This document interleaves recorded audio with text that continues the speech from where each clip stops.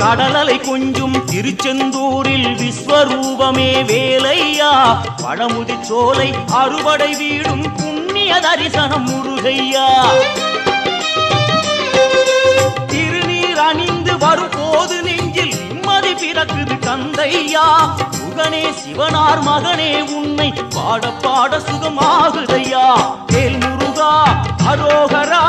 அரோகரா வேல் முருகா